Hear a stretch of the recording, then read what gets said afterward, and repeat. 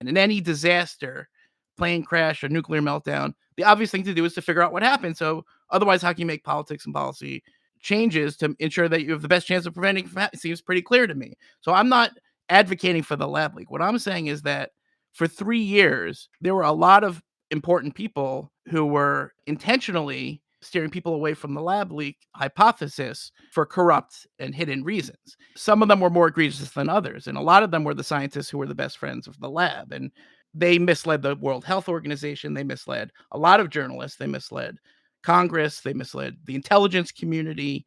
And they continue to do that to this day.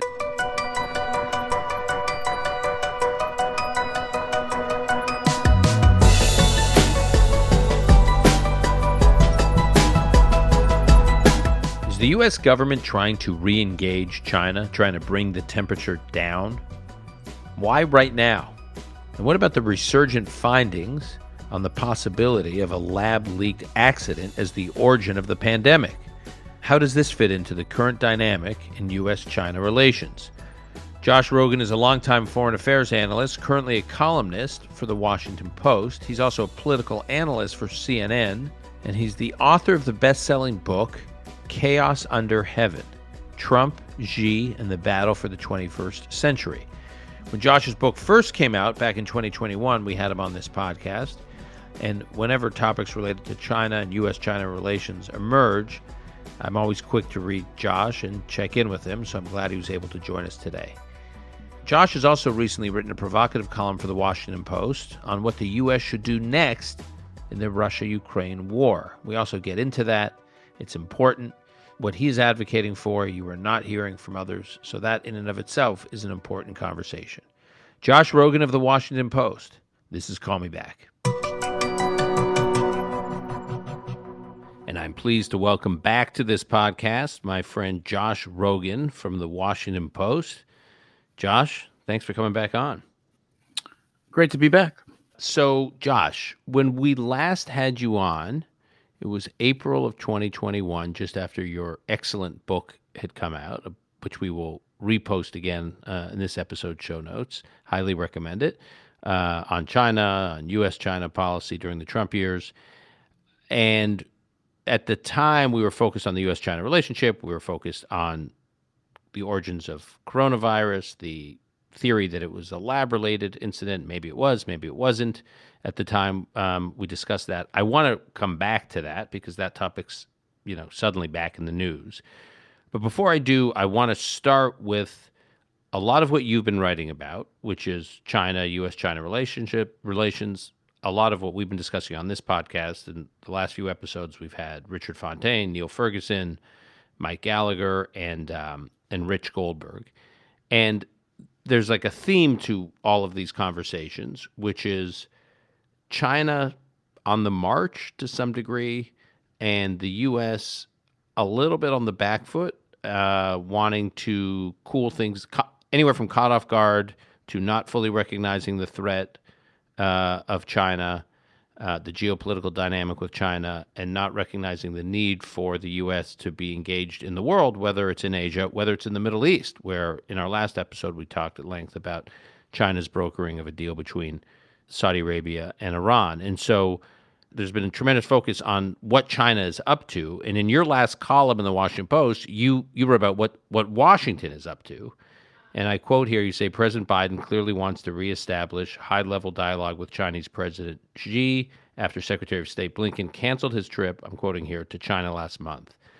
Officials and lawmakers have noticed that the State Department has been less vocal recently in calling out China's bad behavior regarding drug trafficking, trade with Iran, human rights, and other issues. So I want to start with that.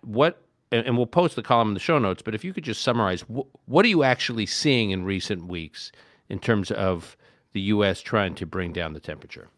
Right. Well, Dan, I think it's really important to sort of take a step back first and talk about where we are in the U.S.-China relationship, because in Washington, as you know, this gets covered usually as a horse race. Oh, the Chinese said this, the balloon went here, the missile went there, and it's seen as a number of incidents rather than the trajectory of the complex, interconnected system of institutions and people and and groups that make up the world's two superpowers interactions with each other. And so when we're talking about why it is that we're at this point in U.S.-China relations, which is, I think, objectively the lowest point since at least, like, let's say 1972, where U.S.-China high-level dialogue, much less high-level communication, totally gone. It doesn't exist really in any functional sense. That's a bad thing. And we can. I'm going to get to the part of why the Biden administration is doing some things that I believe, and a lot of other people believe, are foolish in order to fix that bad thing, in order to get back into that room. It's clear that President Biden wants to get back into that room. He thinks it's important, right? Okay. But before we do that, it's really important to understand how we got here, because Mhm. what you'll hear a lot in Washington these days, Dan, is this idea that, oh, well, U.S.-China relations is so bad because bipartisan hawkish groupthink in Washington has pushed them to that point. In Congress, for political reasons, both parties just wants to ramp up the China threat to score points with careless disregard for the fact that this is causing an escalatory ladder that's going to lead to World War III, nuclear war, and it's going to be all our fault. That's the fashionable chattering class conventional wisdom at this moment in time, Dan. I'm here to tell you, and they call it dangerous Washington groupthink. The reason that we know that that's wrong, the reason that we know that that's a blinkered and incorrect way of looking at what's actually going on in the U.S.-China relationship is twofold. One is because it ignores how we got here.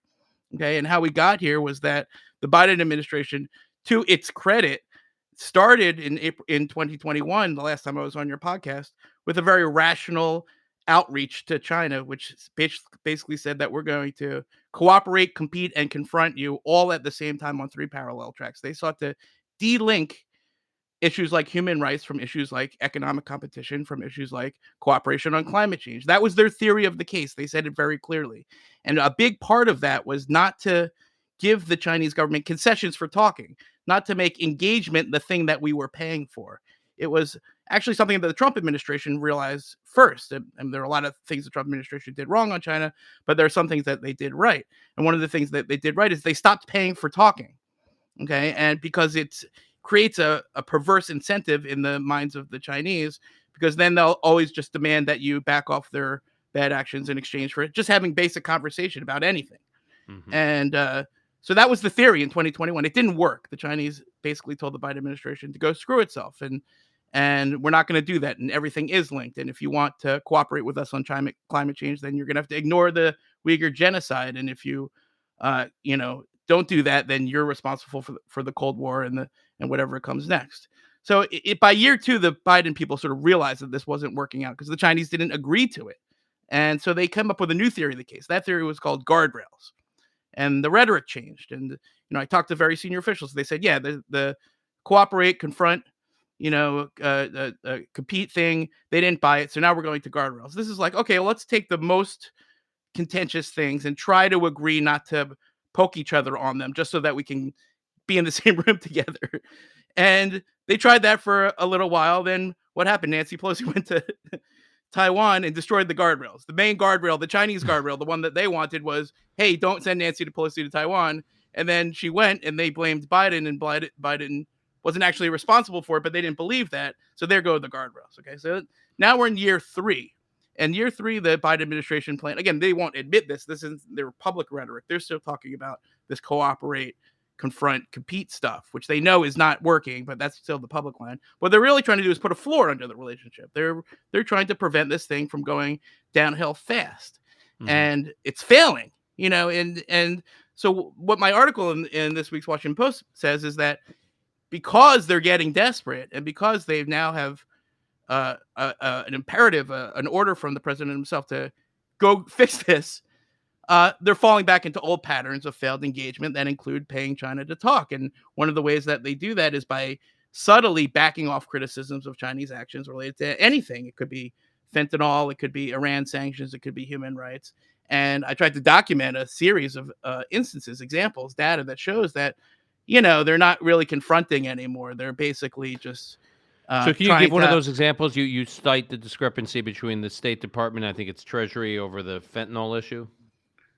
Right. So the Treasury Department puts out a press release on fentanyl sanctions. They're sanctioning Mexican companies, and it says, well, the precursor chemicals come from China. And then the State Department press release doesn't mention that. It's the same press release, but without the China mention. And, Senator Bill Hagerty, former ambassador to Japan, happened to notice that. And he asked Wendy Sherman, why would you do that? Wendy What's Sherman the is the logic there? Deputy Secretary of State, and she's asked at a hearing. Yes, and she's basically in charge of the China engagement part of this policy. And she says, oh, well, it wasn't connected to Tony Blinken's planned trip to China. It has nothing to do with it. Well, it was actually. And it turns out that I've discovered that actually they were trying to turn down the temperature because they thought they could address this issue better inside the meeting than outside the meeting. Now, again, I don't blame them for wanting to seek cooperation with the Chinese on fentanyl, but you can see the problem is that now there's no meeting because Tony Blinken didn't go to China. So we have an endless waiting game. And meanwhile, we're self-censoring on the fentanyl issue when it comes to China. For what? Well, what did that get us? It ends up becoming essentially a unilateral concession. And that's the pattern. That's the trap that we're supposed to be avoiding. That's that the Biden administration said they were going to avoid. And the fact that they're falling into that trap, but not admitting as such, is where the gap is between their rhetorical and functional policy. And then if you look at things like human rights, you can definitely see there's a lot less of a focus. Now, again, a lot less commentary about human rights abuses against Tibetans, against across the Uyghurs, Hong Kong, across the board. And these people notice that because this is their lives and their families are suffering and they pay very close attention. And the State Department line is, oh, no, they're fine. But I talked to them, they're not fine. Okay. And again, the Trump administration, complicated, right? It's a mixed bag, let's say. But Mike Pompeo met with the Tibetans and Uyghurs, and there was a photo of it on the State Department website. And when Secretary Blinken met with those same people, they never released the photo. The people there noticed that. That photo might not seem important to you or me, but for them, that photo is what keeps their families safe. And so, again, there's the State Department has a tough problem here. They've got to deal with the Chinese government, which is being obstinate and meanwhile ramping up its rhetoric. What do we see every time as the Biden administration gets nicer? And this kind of proves my theory of the case. I think as they get less and less critical, the Chinese get more belligerent, and that's what we saw at the Munich Security Conference. Antony Blinken went there to reestablish relations, and the Chinese Foreign Minister Wang Yi got up on the stage and called on the United States to apologize for the balloon. That we should apologize for them sending the balloon. So this is the kind of thing we're dealing with. And you know how it is, Dan, in Washington, it's like we have this false notion, first of all, that everything's like America-centric, right? That if we just create the perfect rational policy based on weighing interests and values, and we have a good bureaucratic process and a bunch of meetings and memos, that we're going to get the result that we want. And it fails to realize that these other countries have agency, and China isn't in the mood to make nice with us. It seems pretty clear. They're in the mood to actually press what they see as their advantage, and actually our weakness emboldens that strategy.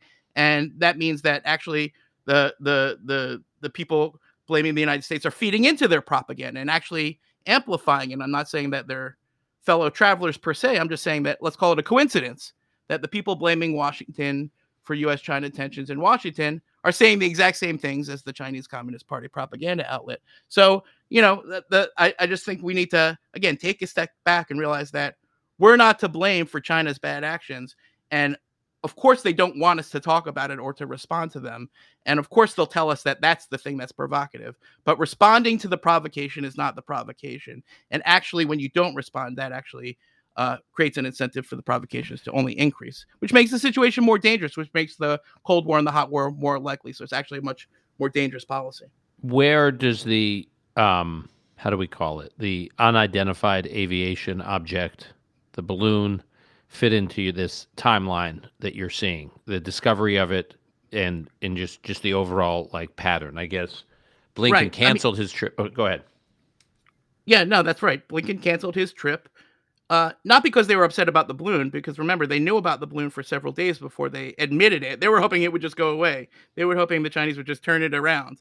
And if you think about it, because they wanted the trip to go ahead. But then when someone saw it in the sky, they couldn't deny it anymore. So the thing about the balloon was that you could see it. So there's no way to say, oh, what balloon? And then all of a sudden they had to cancel the trip because they were afraid of the political blowback of ignoring that kind of a provocation. And so if you think about it, what did the Chinese do? Now, first of all, it seems clear from my reporting that initially the balloon was blown off course, but then when everyone noticed it, they had a choice to make. They could have, steered it back or done something to signal to the United States that, okay, well, let's not make this to a big deal. But instead, they flew it right over the missile sites, our nuclear missile sites, where they hovered there. Right, Okay, Montana.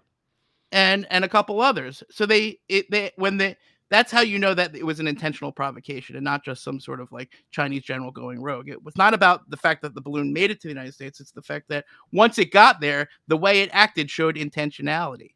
And so they were sticking up their middle finger at Tony Blinken, and he had to cancel the trip, and everything was scuttled. So Do I you think think there's it was it was designed to be recognized and or be identified in the U.S. to the point that the U.S. has to respond? It no. was a humiliation, or it was just brazen.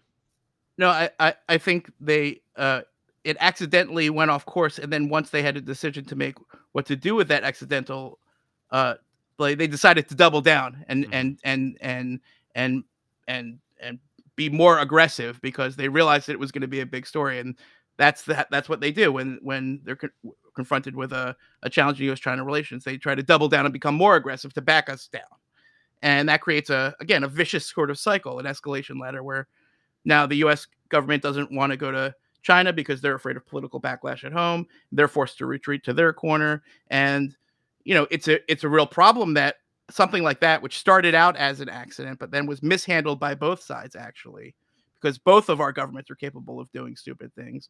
Uh, you know, tanked what was supposed to be a really important sort of détente in the U.S.-China relationship, but it just doesn't follow that in that case what you have to do is try harder to get that meeting because uh you know in the end the engagement is not the thing. The engagement is the means to an end. The end is solving the problems, and that sort of leads us to the next point, which is like, in order to solve the problems, if you can't solve them with the Chinese, because as we just went through, they're just not interested in improving the US bilateral relationship, well, then you can make a decision to use that time and resources at the top level of the US government to work with the people who do want to work with you, who happen to be our friends and allies who are facing the exact same problem that we are, who Like happen to be Japan and sounding Korea. the like Japan and South Korea and Mm. Australia and others who are sounding the alarm very clearly. And this is sort of the second reason that we know that US Washington dangerous bipartisan hawkish groupthink is not the reason that people are upset with China, because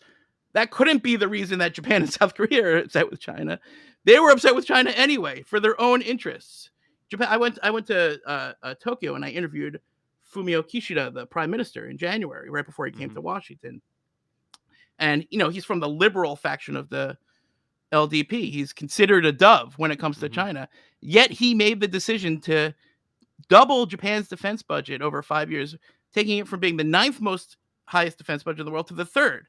Right. And that was before the balloon. He didn't know anything about a balloon. A balloon means nothing to him. Okay, it's before Mike Gallagher started a committee, to focus on China. Nothing to do with Tokyo's gigantic, decades long uh, commitment to increasing its military deterrence. He told me that this is the reality, that he had to look around and realize that the military balance was changing because of China's expansion and because the threat of war is made more likely when the deterrence falters. So we want peace, but in order to achieve that peace, we have to increase our deterrence. And we can't say that Washington is to blame for the international response to China, because the demand signal is coming from the region. Because the region, the countries that are on the front lines are who have the most to gain and the most to lose, are the ones telling us that this problem is getting worse and worse, that we need to do more. So that's just not Washington's fault. That's China's fault.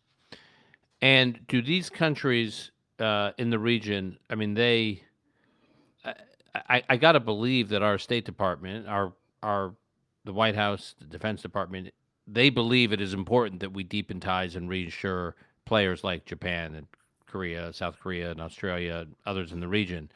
So, are you just saying it's just um, the orientation? They're pointed towards engagement with China, engagement with China, engagement with China. That's Washington, and they're doing that at the expense of engaging and reassuring all these other countries in the region. And you're saying like it's not either or? I mean, you can figure out what your strategy is with China, but by trying to bring down the temperature in China and doing nothing to engage deeper with these other countries in Asia, it's like the worst of all worlds. Right, but I don't think it's fair to say they're doing nothing. They have a lot going on with the allies. The question is, where does the highest level attention in government and time resources go to? Because as you know, working at the highest level Mhm. of government, Dan, it's that the most valuable commodity in the U.S. government is the time and attention of those very few people who are really powerful enough in any administration to get anything done. Okay, Mhm. so you can have lots and lots of projects ongoing, but unless you really have, either a president or a cabinet member or a sub cabinet member, committed to doing something, it very rarely gets done. And, when it comes to the Biden administration, it's really important to understand that it's not a monolith, that it's complicated, that there are political divisions and there are bureaucratic divisions. Interestingly, that fall roughly along the same lines as they did in the past administration, which is to say that you have a hawkish NSC, you have some competitive minded folks at the State Department, and some professionals who are more clientelist, who view the old way of doing business, which is to engage China as much as possible at the expense of everything else, as still the right way to do business. And then you have the Treasury Department, which is pushing in the other direction because they're trying to fix the U.S. China economic relationship by helping their Wall Street and business uh, uh, paymasters shovel American investor funds into the PRC before the whole thing goes kaput. And so they're pushing against competitive actions because they see that as counterproductive for their aims, which is just to increase U.S. business in China. And then you've got the climate change people, then you've got the political people, and what it amounts to is a mess, a garble that Mhm. obviously the Chinese don't understand. Definitely the American people don't understand, because they can't articulate that. They can't say, well, we actually have no trade policy in Asia. They can't say that. So they came up with this thing called the Indo-Pacific Economic Framework, which is like, I could like if you put into Chat GPT, like give me like some boilerplate nonsense about what we should do in Asia. This is what would come out: 2 pages of like, oh yeah, we like things that are good, like digital, goodness and privacy Right. and free markets. But it doesn't amount to it doesn't buy you a cup of coffee in Singapore. So it's sort of like the region looks at that and they're like, oh well, how come there's no trade policy? How come there's no real investment strategy? How come there's I mean it's just we have a government that has teams of people who do certain things, and some of them are good and some of them are bad. So the NSC team, which happens to be really good on this, they did what they could do. They did this AUKUS deal with the Mhm. submarines, so the US and Great Britain are going to help Australia Australia. develop a submarine fleet. It's going to be Yeah. nuclear powered, but Yeah. conventionally weaponed submarine fleet. Okay, that sounds good. That couldn't hurt, right? Let's do that. But they're not going to get the new subs for 15 or 20 years. Right. And if China attacks Taiwan in 2027, that's useless. So I don't know. But It's a mixed. undergirding all this, Josh, and we'll get Yeah. to Russia Ukraine in a little bit. But undergirding all of this, other than yet Russia Ukraine, when I speak to people in the administration, all I basically hear back, either in actual words or in body language, is the goal for the next 2 years is to just keep geopolitics calm. Right? They know they're How's that doubling. going? I know. No, no, I know. They know they're doubling and tripling down Oh. on Russia Ukraine, but I mean, as it relates to Iran, for instance, they're no longer being under any illusions about the return to the JCPOA. That's good as far as Israel is concerned. They're not looking to get into any high stakes political battle with the Israeli government over any range of issues because they don't want any big noise. And I mean, that's been a little harder because they didn't anticipate some things the Israeli government would do after being formed, but they're trying to keep that on low boil. They're trying to keep all these things in the Middle East on low boil, I presume in Asia on low boil. Other than Russia and Ukraine, they just want to keep things pretty quiet. Wait, what a sad state of U.S. foreign policy ambitions in 2023. It used to be like peace through strength, shining city of hill. Now it's like, okay, can everyone just like keep it quiet until the next election? That's our foreign policy banner. Wow, I can't think of anything less ambitious. But it's on the Middle Well, East, I they kind could of argue, by the way, I agree with you, but they could argue, and I'm not sure they're doing what plus they it's need not to do. working. Yeah, it's not because again, there are other countries in the world, and it's really hard for Americans to believe that American power, not just military power, by the way. I'm speaking mostly of the non-military power, economic, technological, soft power, all that stuff is really the only thing keeping millions and millions of people in the world out of the clutches of mass murdering psychopaths and their control. And when we decide not to give a shit about that, of course those mass murdering psychopath dictators advance, and that's what we've been seeing, right? And now I've talked to this sort of dates back to the Obama foreign policy theory, which is a little bit distinct from the Biden one, in the sense that it was more open about its admission that it was trying to steer the decline of American hegemony. In other words, their theory was, well, the world's going to be a more multipolar place. The responsible thing to do would be to hand off some of those responsibilities to regional actors so that we can, rather than just take our hands off the steering wheel and let the car veer off into the ditch. But that didn't work because those regional actors turned out to be bad actors. I'm talking about Erdogan and the Saudis and Yeah. a lot of the Russian reset. And this was the concept. They thought that all these regional actors were going to share responsibility. And at least the Biden administration doesn't believe that nonsense. But at the same time, they're worried about the politics in America because they know that Americans are soured on intervention, rightly, right? Because a lot of the interventions didn't go that well. At the same time, they feel this responsibility not to retreat from the world, especially after the Trump era, because again, the demand signal is coming from everywhere. So they have to act one way and worry about the politics the other way, which is why, again, nobody really understands what they're doing. On the Middle East, I think it's a sad story, actually, because I think that, there was a thing called the path towards freedom, democracy, and human rights in the Middle East that we supported. And even though it didn't succeed this time, eventually it will. Someday it will, with or without us, because people don't like living on their knees. People don't like living with a boot on their neck. So eventually that region will achieve the sovereignty and dignity that the people desire, but we won't have anything to do with that under the current plan, and that's a damn shame, But okay, you don't want any more adventures in the Middle East, that I get, but no one says we can't confront China, right? Except for the Chinese. So that should be the thing that they should be more forward leaning on. And rhetorically they are, but functionally they're distracted. And Okay. again, it comes back to that senior leader thing. If all the leaders are spending all their time rounding up, 20 Leopard tanks for Ukraine, and that takes 6 months, well, then Taiwan gets short shrift, and that's exactly what's happening. Uh, as it relates to the Chinese brokering, Beijing brokering of this Saudi-Iran deal, the administration said they knew it was in the works, even though they acknowledged that they weren't involved with it. They say they weren't caught by surprise, and they praised it. Uh, what do you think was really going on? Oh my God. I mean, I think this is the Saudis giving yet another big FU to President Biden. A pretty bold one, a pretty brazen one. I mean, just think again, you talk about, the difference between foreign policy rhetoric and implementation. President Biden campaigned on making Saudi Arabia a pariah state, right? He said that I mean, let's face it, the Trump administration got into bed with the Saudis in a way that was pretty egregious, ignoring the murder of Jamal Khashoggi. I won't go through the whole litany. I'm not even going to get into the private equity. I'm just saying that Biden campaigned on one thing, which was to reset the U.S.-Saudi relationship, and the MBS backed him down.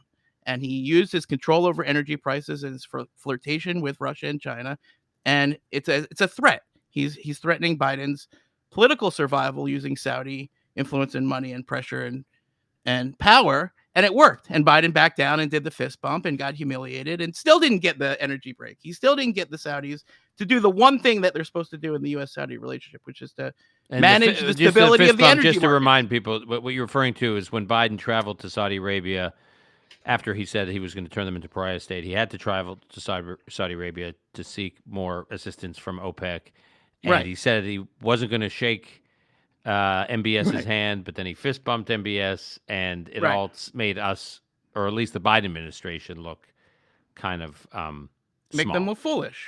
Yeah. Because he backed off his own principles for an oil concession that he didn't get, that they didn't even give him. So really, he got humiliated for exactly nothing. And now here comes the Saudis to say, oh, okay, that other thing that you wanted, which is to show that America is still, a power player in the region by brokering all these Middle East peace deals. oh no, we're gonna take that gem and give it to the Chinese and hang out with the Chinese and the Iranians. Right. You know, if that's not an fu to the Biden people, I don't know what is. Now, again, my view may be different than your view on this, but my view on the Saudis is if they want to switch their security dependence from the USA to China, I say good luck with that. Okay, Yeah. I say have fun trying to order a Russian tank or airplane in the next 20 years because that order is not coming. Okay, and you get into bed with the Chinese Communist Party on regional security. Okay, that seems like a good idea. Let's see how that works out. And Well, not only that, i- if just because Saudi and Iran have resumed diplomatic relations doesn't mean they're friends, doesn't mean they're allies, sure. doesn't mean they can rely on one another. So things could break down very quickly, and we should assume they will because they always have. And when they do, and Saudi Arabia is feeling the threat from Iran again, can they really rely on China to have their back in that situation, given I say China's we should put them to that test, because obviously like why are we spending all this time and money and effort to protect Saudi Arabia if they're not holding up their end of the bargain, which is to stabilize the energy markets.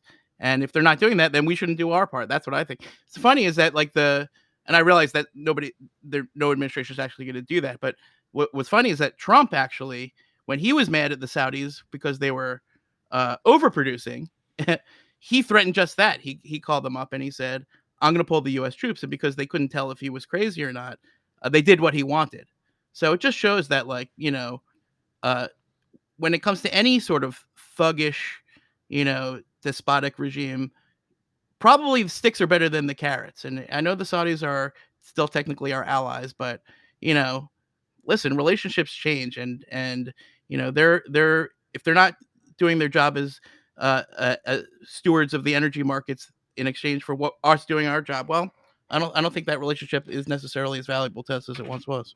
Before we move off that topic, do you think, I mean, to the extent that this was clear in reporting, including in the Wall Street Journal, a few days before the Chinese announcement about the Saudi Iranian resumption of diplomatic ties, that Saudi's real near to medium term goal is to get some kind of nuclear capability up and running. Do you I don't think know. you don't buy it? No, I mean, I just don't know. I haven't done any reporting on that. My focus has been on the China part of this. But I'm just And wondering, are they playing the U.S. and China off each other? Who can get us? Who can get us our nuclear? It's a big ask. It's a stretch. I Uh, wouldn't be shocked by anything at this point. I mean, we're talking about a guy who kidnaps prime ministers and murders journalists and does all sorts of other, commits atrocities in Yemen. He's not a reformer, okay? And there's a lot of money thrown around Washington to make people say that he is, but he's not. And so that means that all bets are off. That means that, yeah, if at some point in the future he thinks that it's in his interest or in Saudi Arabia's interest to go buy some nuclear technology from China, that's what they're going to do. Okay, and again, that just shows us that what we think of as a strong U.S. Saudi relationship is not really the case if they don't see it that way, and that's just the reality. But I don't really know exactly what his plan. I don't profess to know what's in the mind of the clown prince. okay, so now let's talk. You wrote extensively, and we talked when you were on the podcast back in 2021 about the possibility that the COVID originated with a lab related accident rather than some sort of natural process through a wet market and all the rest, as was the conventional wisdom at the time. This, Senator Cotton and others were, you know, giving oxygen to this idea. A lot of people, particularly at the CDC and the Center for Infectious Diseases, poo-pooed the idea, and it kind of, the oxygen went out of the debate, and it went quiet. And then suddenly, in the last month or so, the U.S. Energy Department changed its initial assessment on the origins of the virus, and they said that the analysts now believe that a lab related accident was most likely, and then they caveat it with low confidence. The the pandemic or the coronavirus originated in a lab-related accident. And again, they say it with low confidence. And then immediately those who had believed that all along put like a neon sign on top of that news report pointing that out. Others began to focus on the low confidence part. And so then the whole debate got heated up again. And you've been writing about it and reporting on this for some time. So first of all, what actually happened? Like, why did the Energy Department already all of a sudden pop up? Was it significant that they popped up, even though they said so with low confidence? Then there was an FBI report that also came on the heels of the Energy Department report. So just help us explain what's going on here. Sure. Yeah. First, a comment on the debate over the debate, because every time, I mean, I've been living in this nightmare of a story for 3 years now, and by that I mean that I've, it's in my book. I've done more reporting on this than, or as at least I think as much reporting on this as any other journalist out there, and the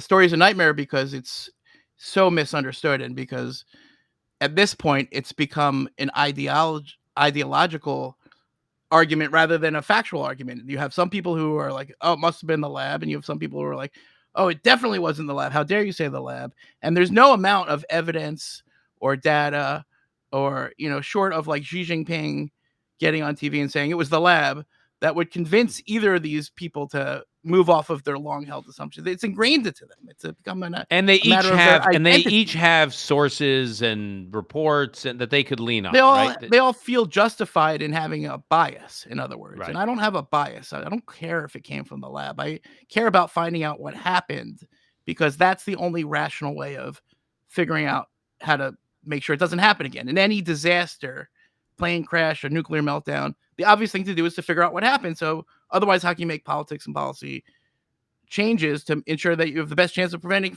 It seems pretty clear to me. So I'm not advocating for the lab leak. What I'm saying is that for 3 years, there were a lot of important people who were intentionally steering people away from the lab leak accident hypothesis for corrupt and hidden reasons.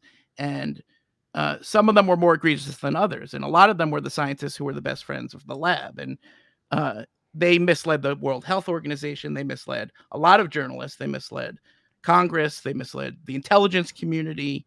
And they continue to do that to this day. And the polarizing figure that Anthony Fauci has also complicated the discussion of this important public health and national security issue, because there are a lot of bad faith attacks on Anthony Fauci, but there are some good faith attacks on him as well. And it's impossible for the good faith attacks to get any oxygen because the bad faith attacks fill the room. But what I'm trying to say is that it's very clear that Anthony Fauci and Francis Collins, the head of the National Institute of Health at that time, intentionally misled the public and Congress about what they knew about the possibility, still as yet unproven theory, that the outbreak was linked to the lab. And there's thousands upon thousands of documents that they refused to provide Congress and the public for 3 years. And why would they do that? If they were really, as they claimed to be, on a search for the truth, there's no reason that these unclassified documents about research that was funded with U.S. taxpayer money shouldn't already be on the internet as of right now. We know that the Chinese are going to hide the origin. By the way, they have a lab leak theory too. They say it came from our labs. We can get into that. But the point is that there's no explanation I've ever heard that justifies why our public health officials, poo-pooed this theory for 3 years and then hid all the information that would either exonerate them or convict them. Because remember, if they were so sure that it wasn't it, then the information would only prove their point. And there was never anybody who forced the truth to come out. Now, here we are 3 years later, and people say, well, who cares? What does it matter now? Well, it matters because not only because we have to know whether or not we live in a world of limited resources. If it's the market theory, we've got to close down every market in Asia. Well, that's one thing to do.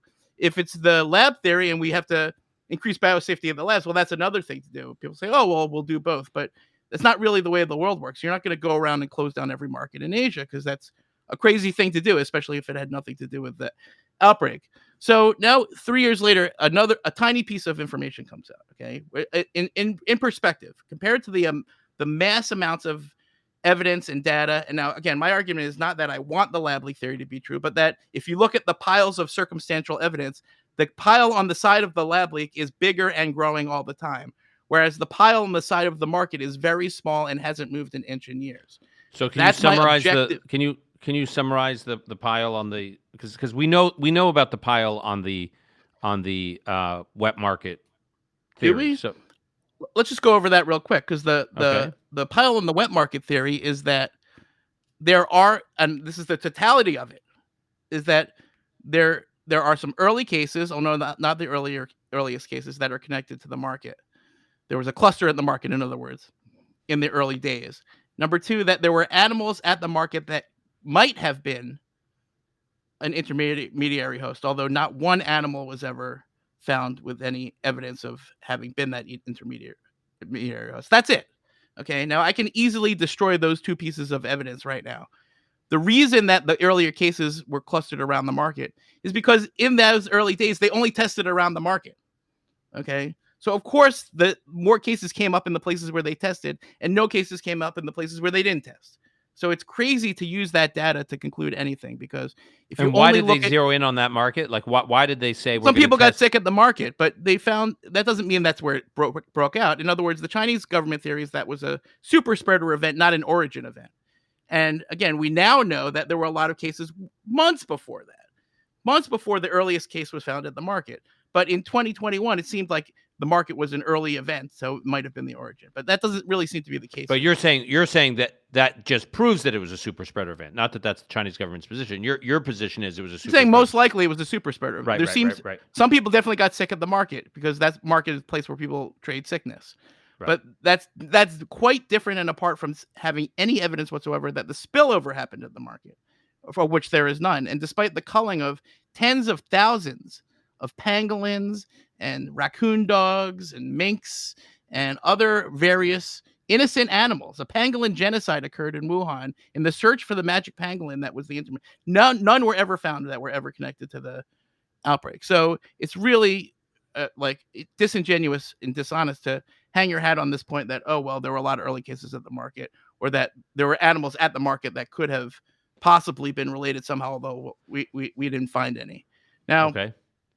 On the lab side, well, the evidence is just keeps on coming out. And first was the published research. This is years and years of published research that the Chinese published with American scientists, with the very American scientists who are denying that the lab leak theory could be true, which talked about modifying bat coronaviruses by passing them through mice with humanized lungs to make them more virulent and dangerous.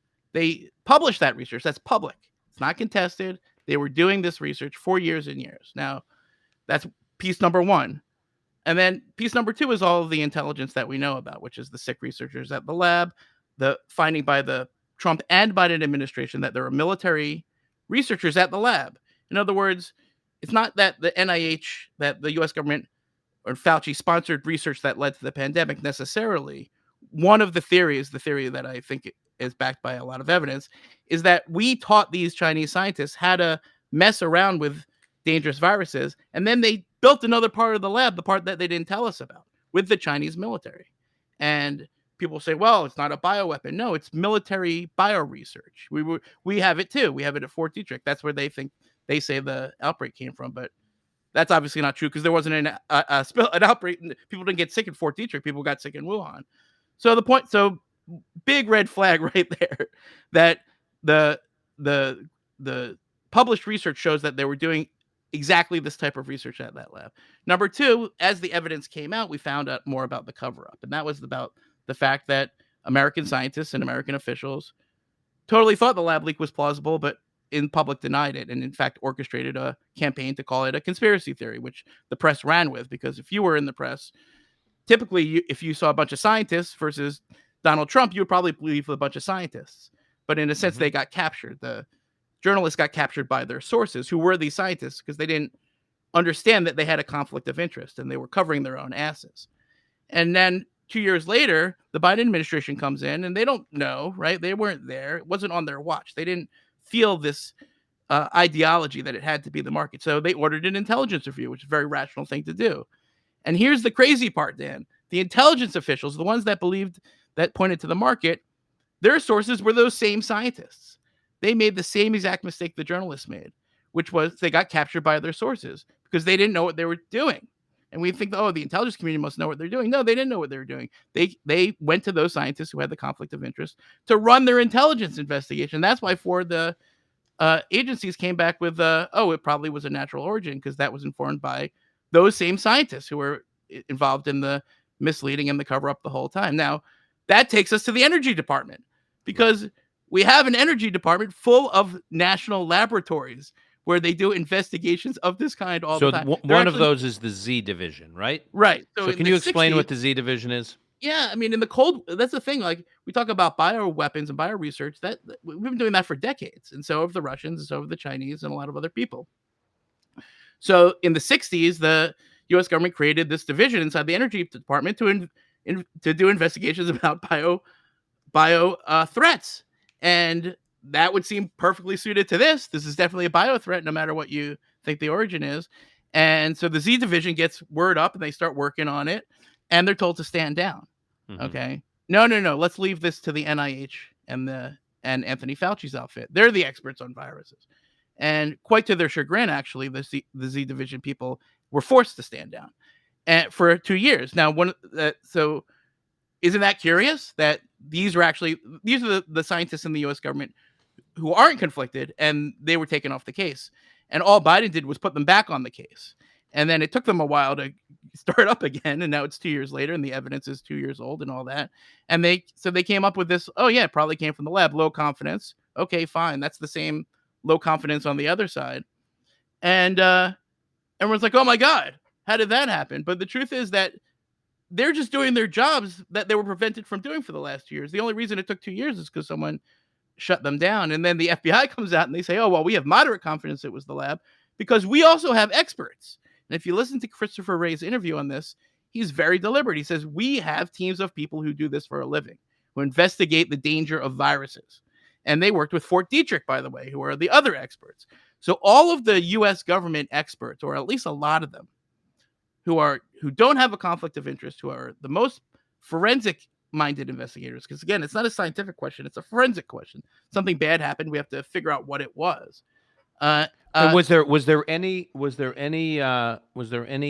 coordination, or was it merely a coincidence, the timing between the FBI and the Energy Department and the Z Division investigations? So it was the FBI actually came out with its ruling a year ago, but it wasn't public, and all they did now was acknowledge it. And the Energy Department's investigation gave them the political cover they needed to do that. It's clear that Christopher Wray wanted to do that. He wanted to go on record to tell people what he thought. And I don't know if that was clear with the White House. I don't think so, but I'm not sure. But if you look at it from the Biden administration's perspective, they have an interest in not getting caught on the wrong side of this thing. And so that's why they turned the investigations on, but they didn't really publish it. So they're playing a very sort of cynical game, which is like, okay, no one can accuse us of shutting down the investigations because we turned them back on, but we're not going to push it because it's a diplomatic problem for them with the Chinese. It's a problem for them with their progressive caucus because so many progressive Democrats are committed to the idea that the lab leak theory is racist, even though when you think about it, it's much more racist to assume that Chinese people eat weird stuff at markets, okay? Which is, by the way, not true. I've been to China a bunch of times. The markets are everywhere. It's not like it's a weird thing to have a market, okay? But anyway, because of the messed up way the story was managed, now the lab leak theory is seen by progressives as a racist thing. So again, Biden doesn't want to touch it with a 10-foot pole, but suffice to say, he's happy to let it just play out, whatever it is, and then just say, look, I turned it back on. And that's what's happening. So, that's why I think it's really ridiculous when people are like, well, 4 agencies say market and 2 agencies say lab. So 4 beats 2, right? But that's insane because only one of the theories is 100% correct and one of them is 0% correct. It's not a horse race. The majority can be wrong and the minority can be right. It just matters what the answer is. And it's not up to the intelligence community to take a vote on it. Okay. It's up to everyone involved to call for transparency, and that transparency will reveal more data, at which point we will eventually have a preponderance of the evidence, not a smoking gun. And then we'll be forced as a society to reckon with that preponderance of the evidence in order to make policy to protect ourselves. And we can't do that because we're still arguing about whether or not the pangolin is it just made 1,000-mile trip from, or the bat made 1,000-mile trip and then bit a pangolin that's happened to spill over to a human 10 miles from the lab, which is, again, common sense tells you is just a much, much, much less likely scenario. Before we move off this topic, just very quickly, I know you don't have a crystal ball, but based on your reporting, when are we going to get real visibility into what happened? So all this is now, it was sort of quiet for a couple of years. Now Right. it's back on. Like, what kind of timeline are we looking at? And I Well, assume but now, here's what's given Congress is in or the House is in Republican majority, and there's the special right. committee that Mike Gallagher is leading, and so there's a lot going on that I would think give fuel to those Right. who want to get to the bottom of it. Right. The action on the Hill on this issue is in the hands of the House Permanent Select Committee on Intelligence, the subcommittee on the coronavirus, chaired by Congressman Wenstrup. They had their first hearing on it. Robert Redfield, former head of the CDC during the outbreak, a virologist, by the way, testified that based on the makeup of the virus and the way it acted and his access to intelligence and sources, he believed it came from the lab. And everyone wrote that he's a racist, as a conspiracy theorist. So I hope that subpoenas start flying. I hope that they start to pry open the files of USAID and the intelligence community, because that intelligence review itself, the allegation by Republicans is that it was completely corrupted. And so we have to see their work on this thing, and USAID too. And let's get Peter Daszak from the EcoHealth Alliance under oath and see if he says the same thing as he's been saying this whole time, which is that I have no idea. Why would the Chinese hide science? And this is sort of like the big sort of lie about this issue is like this idea that, oh, well, the Chinese labs said they didn't have it, so that means that they didn't have it. And in order to believe that, you would have to believe that these Chinese scientists were probably very nice people, have any control over really what gets released in the about this issue. They don't. It's a Chinese Communist Party controlled issue. This is a dual use technology. The lab is run by the PLA. It was occupied by the PLA before. Now it's just run by the PLA. And it's not just this lab, it's a network of labs. And we shouldn't be surprised that the Chinese have a bio defense program related to virus research, because we have one too. The problem is that we built theirs for them, and then our intelligence community failed to track it properly because the people that we had on the inside decided to work with them in a way that may have likely caused the pandemic they were trying to prevent. Okay, Josh, before I let you go, I would be remiss if I did not ask you about Russia-Ukraine. You've written about this war extensively. Most recently, in a column about 3 weeks ago that I was quite moved by. This was, I think, following President Biden's trip to Ukraine, where he said something along the lines of, "We will help Ukraine for as long as it takes," or something along those lines. And you wrote this column, this sort of impassioned plea to basically argue it's not about as long as it takes; it's about now, right? And I'll quote you wrote here, and I'm quoting. This is what you wrote in the Washington Post, Ukrainians have been fighting heroically, but they're still outnumbered and outgunned. Russia has mobilized hundreds of thousands of troops and still enjoys substantial superiority in material. Ukrainians know perfectly well that time is not on their side. A fresh Russian offensive can come at any moment. So it doesn't matter that President Biden says we'll be there as long as it takes. They're in a race against time, according to your piece. What is the Biden administration not doing that they should be doing? Because everyone I speak to, reporters I speak to who are covering this, say this issue, this foreign policy challenge, is one of the, as far as President Biden is concerned, is one of the defining, if not the defining, mission of his presidency. It will be the legacy of his presidency. It's in part why he wants to run for re-election and continue his administration. So what is he not doing? If he really wants Ukraine to win, what is he not doing that he should be doing? Right. Well, to be clear, I wrote that column after going to the Munich Security Conference and speaking with a bunch of Ukrainians, and what I'm trying to do in that column is to convey the reality of what the Ukrainians are experiencing, and factor that into our policy discussion because they're the ones fighting and dying. It's their country. Okay, it's their lives on the line. Every Ukrainian family is in a state of panic and tragedy. Every single one. They've all lost people. Most of them are living in darkness or living as refugees. Families are separated, and it's getting the economy's in the toilet, and it's not getting any better. And it's been a year, okay, and uh, so as long as it takes sounds horrible to them. They're like, as long Right. as it takes. What are you talking about? They're like, as long as no. Right. We're not How digging how in for a long fight. We want this to end. They're like, yeah, they're like, you don't understand these Russian criminals and zombies and methed up, crazy, hordes of rapists and murderers that they're sending at. They can send those forever.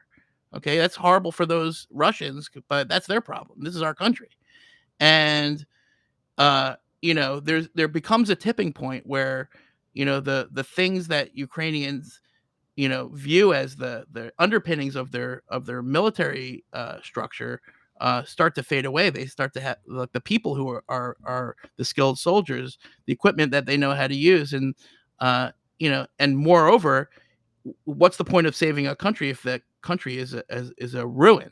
Okay, and when you hit the Ukrainian, when you ruin their infrastructure, well, that doesn't snap back. So every time more infrastructure gets ruined, the cost of reconstruction go up, and the task of rebuilding, and that's even if they win, they could lose. They could still very well lose. So that kind of sense of desperation, I don't think is well understood in Washington, where people are like, oh well, we give them a bunch of stuff, they're fine, and oh, now they're just arguing over this line or that line in the sand. That's not true. They're arguing about their very existence as a country, and sometimes as human, and often as human beings. So that kind of sense of desperation should lead us to say, well, okay, where do not the one big problem is the U.S. and Washington and Kyiv don't have a shared agreement on what winning means. Okay, they want their idea of winning and our idea of winning are clearly different, although we don't acknowledge that. The other big problem is that what's the timeline at which we determine that we want to go for that end game? And what the Ukrainians are saying is that this is the last year we can do this. Don't tell us we're going to be here for 5 years. It's not going to work. We're going to lose. You're going to regret that. And if they really wanted to win this year, well, then there are a lot of specific things that they need that they're not getting. Before And we've before all we get heard to the that, Josh, list. I'm sorry. Before we get to that, but so we talked about the discrepancy in timelines. Can you talk about the discrepancy in what winning means, what Ukraine thinks winning Sure. means, and what Washington thinks winning means? Sure. For the Ukrainians, winning means the internationally recognized borders of Ukraine, getting back all of the Donbass and all of Crimea, and every Russian troop is dead or out. Okay. And for the U.S., winning means getting to a diplomatic negotiation that results in a cessation of violence. And you could see the political imperative from the Biden people, right? They don't want to be what do they want it to be on TV when he's running for re-election? Well, Nixon, 1968, he said the best thing to do is to be as a peacemaker. So he ran as a peacemaker. Now, of course, it didn't turn out that way. But the point is that that's what they're going for. They want, by the end of this year, to both sides be sufficiently exhausted that they sit down at the table. And it doesn't matter necessarily if those negotiations are concluded, just that they're ongoing. And then it'll be less violence. You can run as a peacemaker. That's a pretty good bumper sticker. What the Ukrainians are saying, wouldn't it be better to run as a victor? Isn't that much better to be? And even if we're not going to get 100% of our territory, this is the Ukrainians again.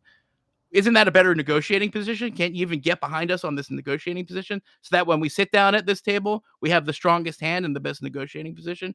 Because they can't go to the Russians and say, we want all the territory. And the Russians are like, well, we know that the Biden people don't really agree with you on that. That lack of coordination is really problematic. Now, the Biden administration will say, well, we're very unified with Germany and with France and, and in many cases with Poland. And that's true, and that's good, and they deserve credit for strengthening NATO and all that stuff. But that does very little for addressing the Ukrainians' desperate needs, and that's the planes, long-range missiles, And the even if they tanks, got them the planes, it's the still drones. months So before. the planes are a little bit of a red herring Right. because uh, because that's what they'll say. Oh well, if we started today, you still wouldn't get them for 6 months. To Right. which they say, well, let's start today. You Right. know, rather let's train the pilots. What could be the harm in that? And so, but I think really what's really And the tanks are on the way. like 20 tanks, Dan, Okay. 20. Okay. There's 2,000 Russian tanks. It's insane. But really, the emergency. My reporting shows that the emergency is about the ammunition. Okay. So let's talk And about this is cluster munitions. no, I'm talking about Oh, just regular shells. regular shells. Okay. Before we get to Yeah. cluster munitions. Okay. So Go ahead. we haven't put our defense industries on a war footing. We've sanctioned the Russian defense industries, but they can get drones from Iran. They can find ways to break the sanctions. We're still producing the same amount of stuff as we did in peacetime, and the Ukrainians are using it at a rate that it can't be replenished, which means that eventually they're going to run out pretty soon. And that's a big problem. Nobody produces the 155 artillery shells anymore, except for the South Koreans. They're the only ones in the world who actually build these things, because no one thought we were going to be fighting artillery wars in Europe in 2023, but here we are. So, absent us getting our industries on our war footing, there are other less attractive options, like giving them cluster bombs. And Okay. I So wrote a column about that yes. too. So let's talk about that because that's controversial. So Yeah. explain what cluster bombs are for those who don't follow, the history of warfare. What are cluster bombs? Why are they so controversial? And why do you think, despite the controversy, and it will be controversial, it's worth making them available, dusting them off the shelf Right. and making them available to the Ukrainians? Right. Well, cluster munitions describe a range of weapons whereby one munition breaks up into dozens of other munitions, essentially spreading bomblets over a wide area. It's a good way to kill a lot of people with one shot. And if you've got 200,000 Russians storming at you and you've only got so many shots, you probably want to kill more than one with each shot. So that makes perfect military sense for the situation. The problem is that these are internationally banned weapons in 100 countries. U.S. and Ukraine haven't ratified that treaty, but still, it's not a good look. Okay, and the Ukrainians know that. They're not Convention happy on about Cluster Munitions, as you said, Yeah. 100 countries have signed on to it, not only Right. because they can kill indiscriminately even when they're not intended to do so, but long after the fight, long after the war, there are remnants of these munitions that can stay in the areas that were hit and cause further damage to innocents. Right. These are old weapons. They've been sitting on shelves since like the 80s or 70s in some cases. And a lot of them don't explode. They essentially become landmines that children can stumble upon years later. But the Ukrainians said, listen, we'll do the cleanup if we live that long. And if we don't live that long, then it's not going to matter. And we won't have any children to stumble upon these ordinances if the Russians kill them all today. And so they really are that desperate. And now, again, the Russians use cluster bombs on civilian areas. The Ukrainians are promising to use them only on the Russian military, and they know where they are. And Or we've at least the U.S. has criticized Russia for using them. of course, yeah, Right. because they use them in cities, not against military targets. But it just goes to show you that it's really the use of the weapon and not the weapon that's the evil.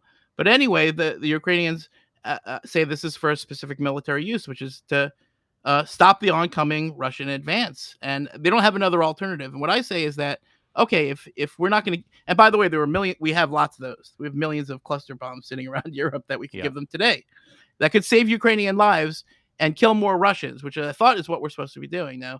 And if that makes you feel icky, if you don't want to be involved in that cluster bomb proliferation, I get that. Well, then you must give the Ukrainians another way to kill more Russians. But you can't just tell them, well, we can't give you the planes because it's too complicated. We're running out of regular weapons, and we can't give you the cluster bombs because we're afraid that it's like a bad image thing for us. So good luck, which is essentially where they are. And, it's like giving them just enough weapons to fight to a bloody stalemate.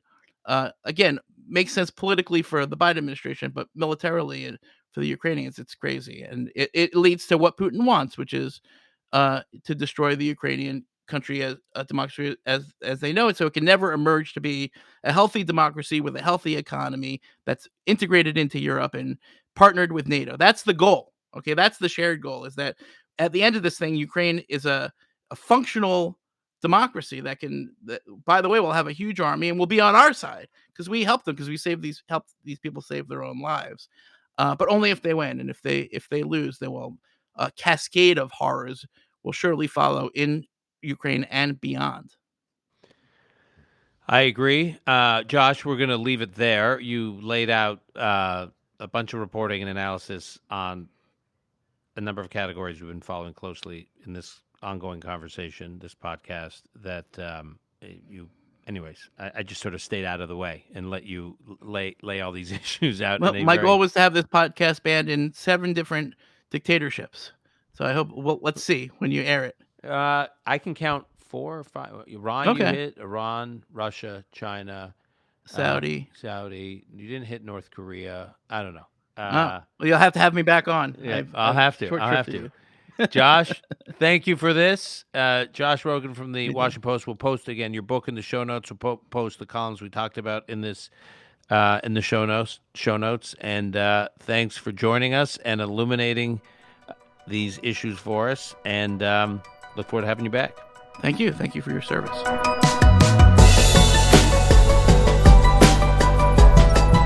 That's our show for today. To keep up with Josh Rogin, you can find him at Josh Rogin on Twitter. That's at Josh, JoshRogin. And you can follow all of his work at The Washington Post. You can find his book, which I highly recommend, at where you can find Josh Rogin's book. Call Me Back is produced by Alon Benatar. Until next time, I'm your host, Dan Senor.